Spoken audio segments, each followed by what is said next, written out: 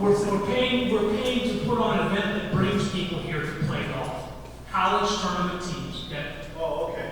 I mean, basically, we contribute $3,000 to an event that, and I'm not a numbers guy, 24 teams spending money in your town, it's probably generating $100 grand worth of, I mean, and I'm probably low. So just so I'm clear, Nick, on your argument and your argument, you don't want new people to live here, and you don't want people to travel here. So, can we build a wall? What you got to do is, first of all, you guys got to listen to the people that they like. Maybe it's How do we get new businesses downtown? How do we get the thriving businesses downtown if people aren't moving here and aren't traveling here? How do you get it? By Yeah. keeping your water bill low, your taxes low, and then people like the other guy said, well, support you, or they said, they will support you, they will give you the have money to spend downtown. I mean, look at times have changed. The city owns the movie theater. Nobody goes to the movie hardly at all anymore. I mean, come on. I was just there this week. I didn't go to the In fact, I watched the movie from 1977. You should also move theaters. 75. Which is wrong.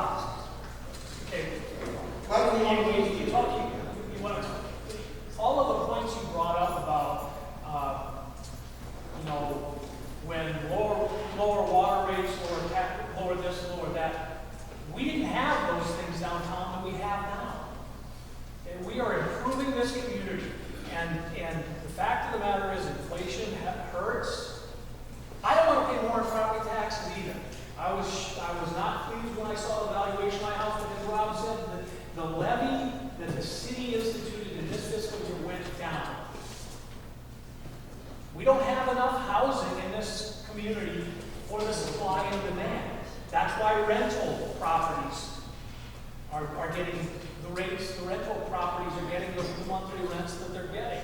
They have that same problem in Denver, and they still can't rent apartments. Well, we still have a lot of people They keep building. and we still have investors who are willing to invest in apartments in this community. So there must be a market. Those investors would not be coming to our community if the opportunity wasn't there for them to rent those apartments. We don't want them here. Who is it? Tell me who it is. I've heard this. You know what? I've heard enough of this. We want the right kind of people. Tell me who they are. Tell me what they look like.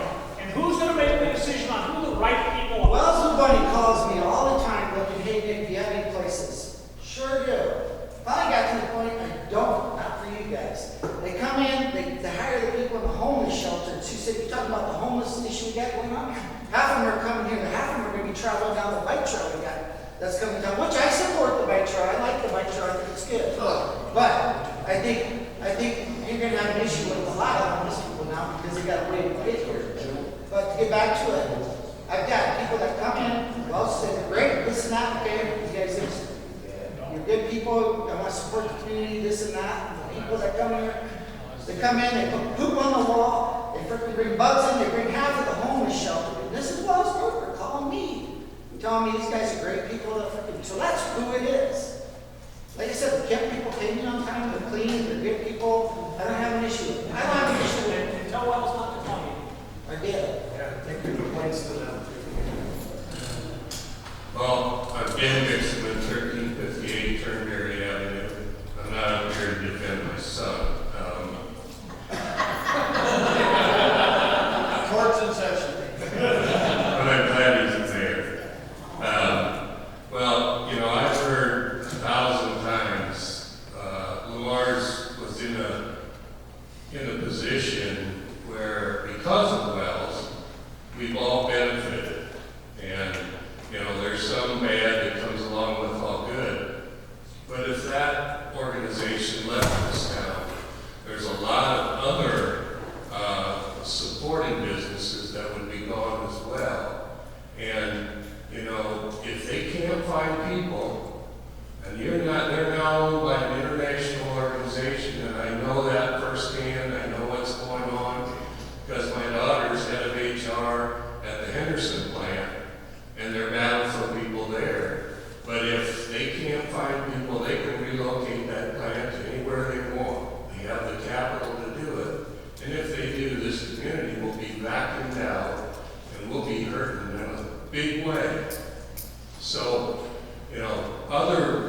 attracting other businesses helps us to be more diversified. You know, when you invest your funds, everybody says, don't put it all in one place. But we have a lot of our funds and our risk of this community rested with the wells and the milk plant out there. And we have to diversify. We have to find other successful businesses that want to come into this town and hire good people, people that can live here, have affordable housing so they can afford to live here. And, you know, maybe this is a temporary problem, but if we don't expand and diversify, then we're at risk of being a one-horse town somewhere down the road.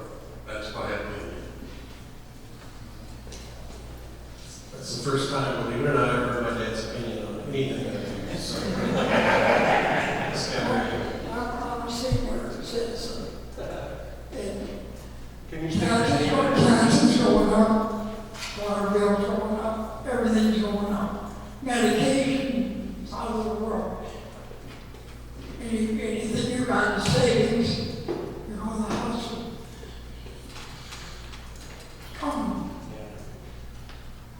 You got to quit the expenses. Yeah, I don't have a great solution for any of those things. We're doing what we can to keep the levy down. That's what we have control over. The value of your house, and I feel sorry because it really doesn't probably matter to you. You just want to live in your house.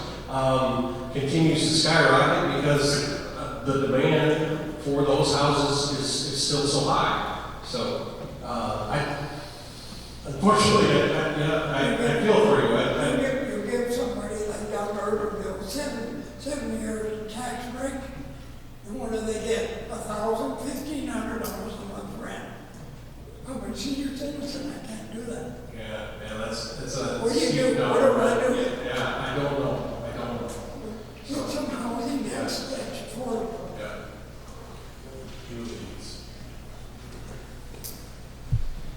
Hi, I'm Julie Hurt, 1061 Turnberry. I kind of hear what everybody's saying. I see everything both ways, so I always kind of like to play middle of the road. But we need a lot of these things. You know, we're talking about, we don't want, not we necessarily, but some people don't want certain people in town. Some people don't want, we want the right people in town. Well, in order to bring in all kinds of people, we have to improve our community.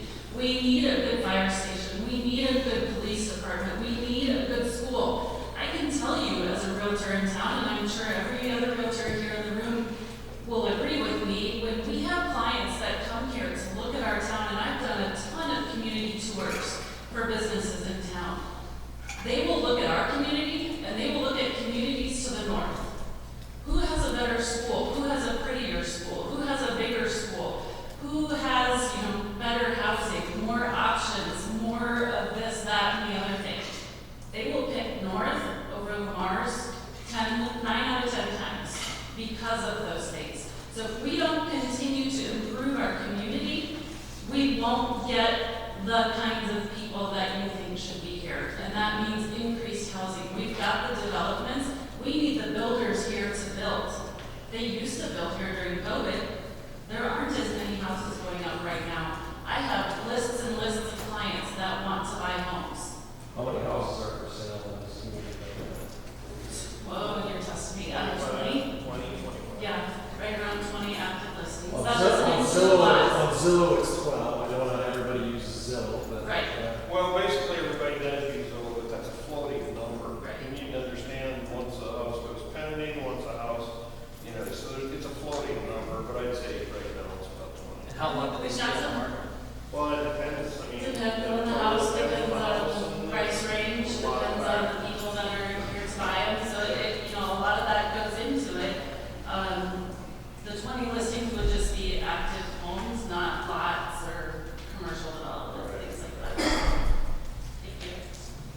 Nick, I was gonna also bring up, I think at another meeting you said something about, like, maybe not the wrong kind of people, but you talked about like local homegrown people. I had a local homegrown guy that lived 3 doors down from me in your real property. He was the nightmare. All right? Now, you know who we're talking about. Eventually, when he moved out, he stayed in a friggin' I ran storage. into him too. What's that? I ran into him too. Yeah, I'm just saying, so I mean, to lump people and say like the local homegrowns will be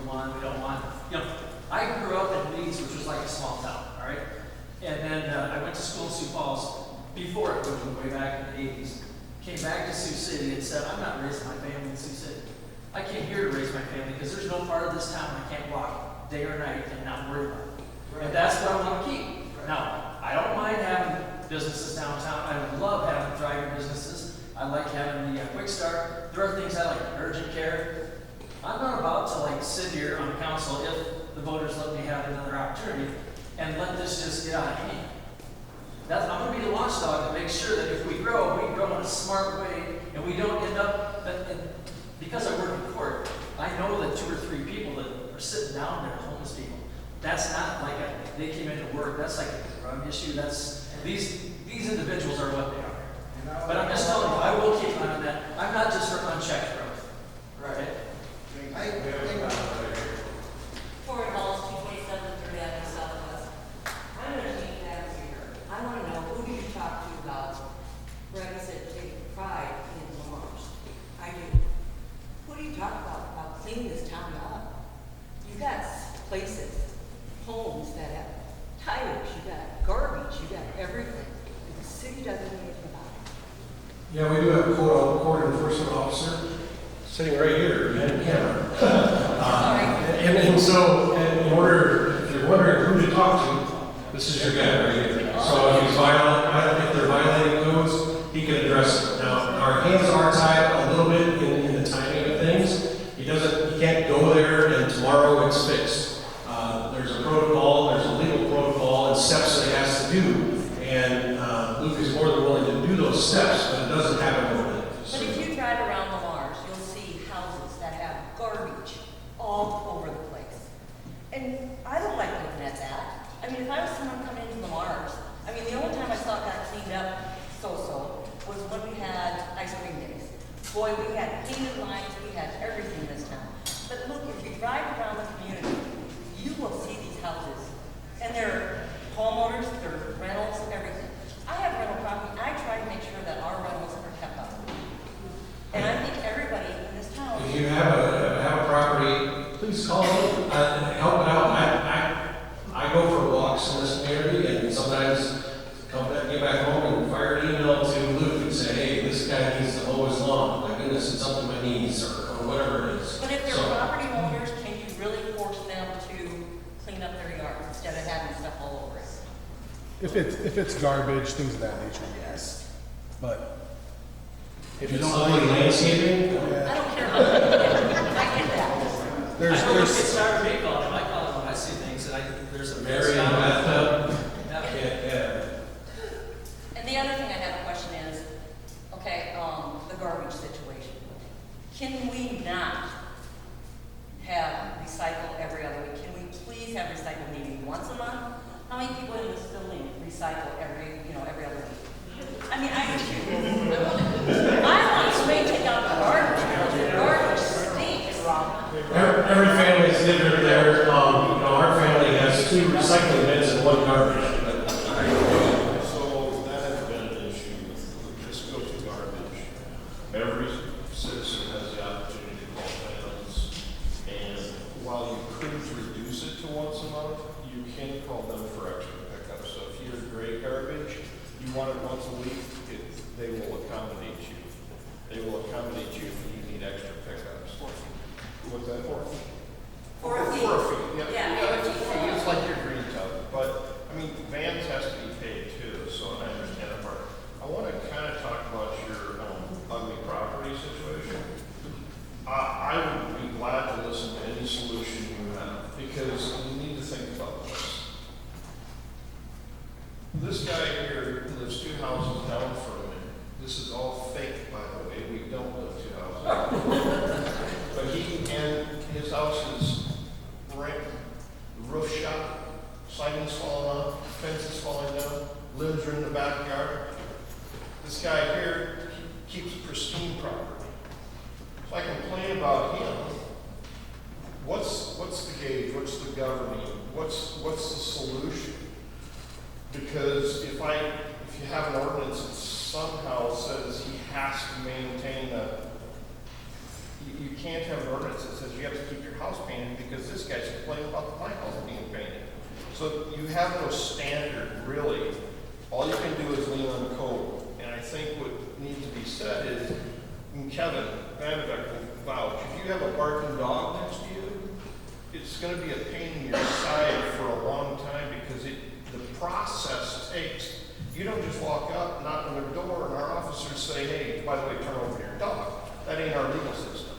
There's a system that has to go through, and quite frankly, it's a pain in the butt. I've gone to Mike Murphy plenty of times saying, why can't we expedite this? He has a set of rules that have to be obeyed, okay? So some of these issues are issues, but you have to take it a little bit further and say, what's my idea of a solution? That's probably the best thing. But Well, as the long as solution we used to have was when the city would let us put it out by the curb, and people, and we didn't have to pay for it, the city employees would pick it up, whatever. By the time you have to put your stuff out on your curb, a lot of people drive by and pick it up. I've advocated for that citywide deal in May. I've advocated for that, but there's reasons. Dan Trolley's shaking his head, and I understand why he's shaking his head. Okay, so I got two people sitting right next to each other that disagree on that. Okay, I'm with you, Tori. Dan, I'm not with you on that, but that's okay. But one thing, as long as I got the mic, and then I'm going to put it down here. First of all, I really want to apologize for my actions earlier. Because I don't like being labeled anti-library, anti-fire, I really try to look out for the whole of Mars. The fire department has some serious issues, but Doug, your solution, I really want to challenge you on that, because if this council sat here and said, I'll tell you what, if it fails, we've already budgeted $6 million into improving fire station number 2. What have I just done? I've told every voter, voted 16 or 6. Oh, you know what? You don't want that. You don't want that. They will deal with it. Luckily, they will deal with it. Because we are very much on the side of Shipper and you. We are very much on the side. Issue that I have with every issue in this town is, it seems to me like you have the likers and the haters. And there's no, how's this going to work out good for everybody? That's how I really want it, is what's the good solution? But I just wanted to apologize to you and the group, because I lost my cool a little bit. So, Me too. Me too. Sure. Jared Morris, 1343 6th Avenue Southeast. I was at the very first town hall. I haven't missed one yet. I appreciate you guys putting this on. I'm going to piggyback off of her in this properties. I believe you all remember that I brought. Property still looks the same way. Talked to Luke a few times. He's told me he's breaking quite a few codes. Where can we go with it? The guy that just walked out the door, he definitely doesn't like it. You don't like it. I'm sure these guys won't like it. The place is vacant. It's been that way for 20 years. I was 5 years old. I remember seeing that place. Don't know where we can go from there. well, you remember the property right across the street from the post office, and I can't remember even the name, and I probably wouldn't use it if I could. It was in the middle block. Incidentally, the end of the story is Scott Lionel and his crew came in and they bought the house. It took us like 6 years. The roof was falling in. The foundation was caving in, and it took us 6 years to legally get through that. So you've got legitimate complaints. I got 20 years of complaints. What's that? I've got 20 years of complaints. Norman Elvira, Nielsen lived right next door. They complained to Mayor Dick Kirkhoff about this place. Oh, I know who you're talking. I know exactly what you're talking Come about. on now. And truthfully, We could walk around that. it starts to become a health risk. No, 20%. My kids look at it like, Dad, why is the backyard so dark? I'm like, we don't go over there. Right. I didn't grow up going over there, so you're not going over there. You would like to move. I have to. You gotta have the money for it. There's a solution. Jared, that's something I can look into and visit with our city attorney to see if our codes are as strong as they can be or should be, and maybe there's more we can do. I don't know. I assume, I didn't review our codes for legalities, but I assume we were doing most everything we can, but we'll readdress that, so. How about opening the tree garden from 9 to 5, Monday through Saturday? That would help clean up this community, so we're not sitting there playing guessing it's gonna rain on Wednesday or Saturday, or taking a Tuesday or days to do that. We got cameras out there now, we can open it, close it. We just take our trees and grass out there, it's a lot easier for everybody else to do it, I don't know. Sure. That certainly has been a topic of discussion here, so, because of the, Sheldon does it, they have open tree dump there, so somebody. Sioux Center doesn't year round, I know that firsthand. Yeah. If it was in an event of emergency, it was, Right. yeah, much like we do. Anybody else have something? Here we go.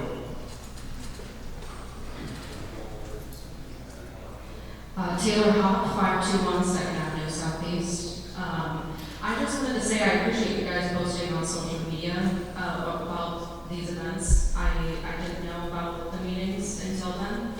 It was only maybe like just over a year ago that I wanted to get more involved in my community because I accepted the fact that I do actually like living here. It took a while to get there, being a stubborn teenager, but so I wanted to encourage you guys to continue to do that and to try to be more on top of that if you can, because I don't know if I did miss another one. I have been to one other before that you guys have done, and I appreciate that I can be a lot more informed. I learned a lot of things today that I never would have known otherwise.